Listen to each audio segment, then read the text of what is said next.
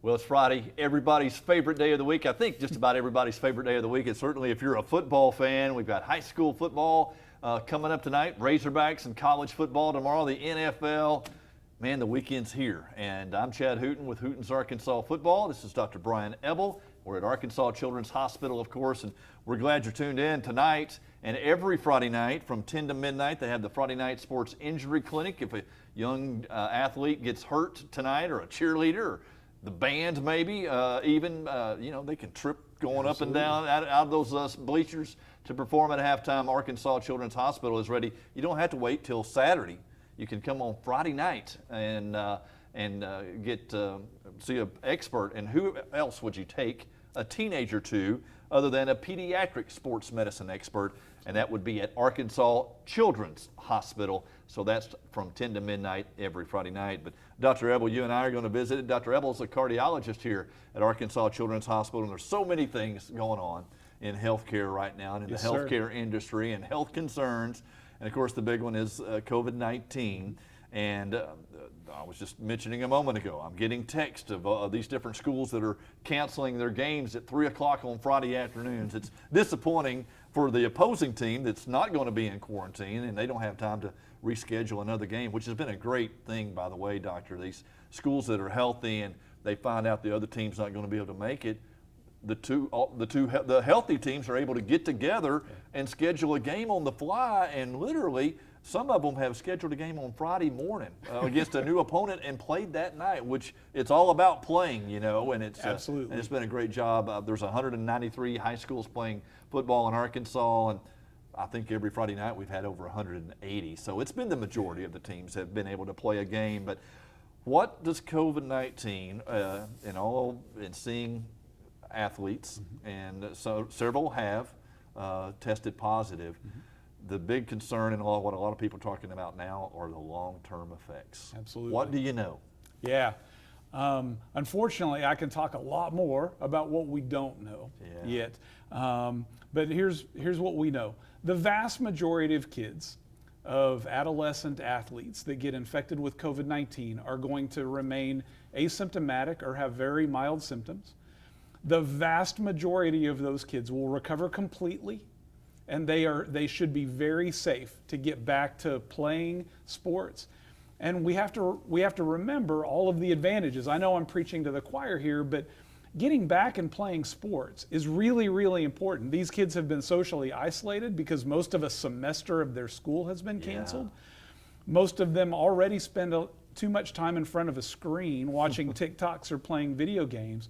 So getting them back on the field, playing sports, getting that reward for all of their hard work that they've put into practice, that's a big deal. So the first thing to remember is most of these kids, even if they've been infected with COVID-19, are going to be safe to return to sports. And it is a big deal because now so many are specializing in one sport or maybe two, and it's a full-time job. That's right. It's year-round training, and for football, you only get guaranteed 10 games. And if you start getting just one or two of those, it is heartbreaking if you've worked for 12 months, for 360 days, 365 for some of these guys. They never take a day off, and then you only get to play 8 out of 10 games. So that I think that's a really important thing. Myocarditis, I think it's a term. What is myocarditis? So myocarditis is an inflammation of the heart muscle. There are lots of things that can cause it. By far and away, the most common is a viral infection. Now, what exactly causes most viruses to cause a snotty nose and a cough in most people? But every once in a while, very rarely, that same virus that caused an upper respiratory infection in most people can travel through the bloodstream and get into somebody's heart. And why that happens in some people but not most is not completely clear. And the thing about COVID-19 that's concerning is it seems like the risk of getting that particular virus to cause inflammation in your heart muscle seems to be higher with this particular virus than any of the other viruses that we've studied. So football players, athletes are highly susceptible, or more susceptible. Yeah. Not highly, but more susceptible than the adult. Yeah, that's a really complex question. so I much? think it's more complicated than you intended it to be. Okay. The risk of getting myocarditis from COVID-19, we still don't even completely understand. We know that in college age athletes, if we do an MRI of their heart, somewhere between 20 and 40% of them will have some detectable inflammation in their heart muscle, even months after a COVID infection. What we don't know is, does that inflammation, that myocarditis of their heart muscle, increase their risk of something tragic happening, like them going to ground, passing out, or dying suddenly playing sports? We know that the risk in some adults after COVID-19 is as high as 60 to 80% of having some inflammation in their heart muscle. But again, we don't know if that translates to a significantly increased risk in kids. We do know that having inflammation in your heart muscle increases your risk in a very complex way of dying suddenly while you're playing sports. Okay. But we also know that most people that have inflammation are still at very, very low risk, even if you do have inflammation in your heart muscle. So it's this very complex interplay between a viral infection, whether or not that viral infection caused inflammation in your heart muscle, and a combination between that inflammation and playing sports at a very competitive high level. Any symptoms? What can parents or coaches look for? Yeah. So one of the most important things for us to be screening kids for is symptoms. And that means that these teenagers that are going back and playing sports after COVID-19 have to be honest with their parents and their coaches and their athletic trainers. And I cannot overstate that. If they have pain in their chest, if they have unusual shortness of breath, if they have dizziness, lightheadedness, or they pass out when they're playing sports, they need to be open and honest with the adults in their lives about those symptoms, because those symptoms are worrisome for some underlying heart problem that could increase their risk of dying suddenly. And they need to let an adult in their life know, either their coach or athletic trainer or parent, so that we can screen them to see if they have some problem that we need to know about and treat them differently. Even if that different treatment means erring on the side of being conservative and not letting them play, restricting them for some period of time until we can make sure their heart is safe for them to get back into athletics. A lot of boys want to play. That's exactly right, and a lot of coaches want them to play. Yeah, tough deal. Yes, sir, and like I said, it gets very complicated very quickly, and it's remarkable what we don't know and how poor we are at predicting who's likely to get sick from this particular virus.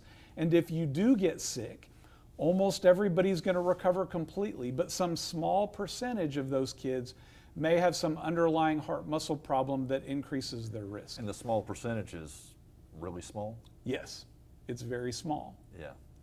But it's not zero. That's right. And because we're not going to be perfect at detecting everybody who is at increased risk of passing out or dying suddenly playing sports, we really need to have a good emergency preparedness plan for all of these schools that are getting back to conducting football games and basketball games here in the next few months. We really need to make sure that, because we're going to miss some kids, even if everybody follows the screening process 100% to a T, which is impossible, that's not going to happen. But even if we did, we're going to miss some kids. They're going to fall through the cracks of our screening process. We need to make sure that if a kid goes to ground, that the appropriate resources are available. Yeah. That means people that are trained in high quality CPR.